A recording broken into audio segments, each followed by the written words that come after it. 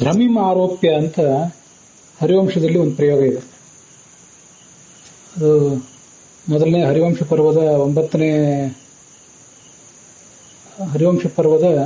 1ನೇ ಅಧ್ಯಾಯದಲ್ಲಿ ಬರುವಂತಹ ಒಂದು ಶ್ಲೋಕ. ಸೂರ್ಯನನ್ನ ಅವನ ಮಾವ ವಿಶ್ವಕರ್ಮ ಸಾಣೆಕಲ್ಲಿಗೆ ಏರಿಸಿ ಆತನ ಅತಿರಿಕ್ತವಾದ ಹೆಚ್ಚಿನ ಕಿರಣಗಳನ್ನು, ಆತನ ಹೆಂಡತಿಗೆ ತಾಪ ಕೊಡ್ತಿದ್ದಂಥ ಕಿರಣಗಳನ್ನೆಲ್ಲ ಕಿತ್ತು ಒಗೆದ, ಆತನ ಪ್ರಕಾಶವನ್ನು ಸಹನೀಯವನ್ನಾಗಿ ಮಾಡಿದ ಅಂತ ಅಲ್ಲಿ ವರ್ಣನೆ ಮಾಡ್ತಾರೆ. ಭ್ರಮಿ ಅಂತಿದೆಯಲ್ಲ, ಅದಕ್ಕೆ ಸಾಣೆಕಲ್ಲು ಅಂತ ಅರ್ಥ. ಸಾಣ್ಪತ್ ಚಡಾಕರ್ ಅಂತ ಹಿಂದಿಯಲ್ಲಿ ಅನುವಾದ ಮಾಡಿದ್ದಾರೆ.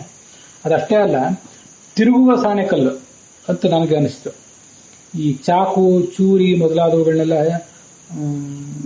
ಮತ್ತೆ ಚೂಪ್ ಮಾಡಲಿಕ್ಕಾಗಿ ಮನೆಗೆ ಕೆಲವರು ತಿರುಗುವಂತಹ ಒಂದು ಪೆಡಲ್ ಮಾಡುವಂತಹ ಉಪಕರಣವನ್ನು ತಂದಿರ್ತಾರಲ್ಲ, ಅದನ್ನ ಪೆಡಲ್ ಮಾಡ್ತಾ ಇರ್ತಾರೆ. ಆ ಚಕ್ರ ತಿರುಗ್ತಾ ಇರ್ತದೆ. ಆ ತಿರುಗುವ ಸಾಣೆಕಲ್ಲಿಗೆ ಚಾಕು ಇತ್ಯಾದಿ ಈಳಿಗೆ ಮೊದಲಾದನ್ನು ಹಿಡಿದು ಮತ್ತೆ ಅದನ್ನು ಚೂಪ್ ಮಾಡ್ತಾ ಇರ್ತಾರೆ. ಹಾಗೆ ಭ್ರಮಿಸುವ ಒಂದು ಉಪಕರಣ, ಸುತ್ತುವ ಉಪಕರಣ ಅಂತ ಹೀಗಿರೋದ್ರಿಂದ ಸುತ್ತುವ ಸಾಣೆಕಲ್ಲು ಅಂತ ಅದಕ್ಕೆ ಅಭಿಪ್ರಾಯ ಆಗ್ತದೆ ಅಂತ ನಂದು ಆಲೋಚನೆ. ಇದ್ರ ಬಗ್ಗೆ ನೀವು ಆಲೋಚನೆ ಮಾಡಿ ತಿಳಿಸ್ಬೇಕು.